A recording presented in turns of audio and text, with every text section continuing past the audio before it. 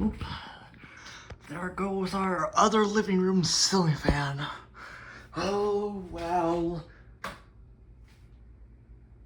Yeah. I believe my brother did that. Yeah, he broke all 5 blades. We had this for like 7 years. Yeah, 7 years. And now it's broken.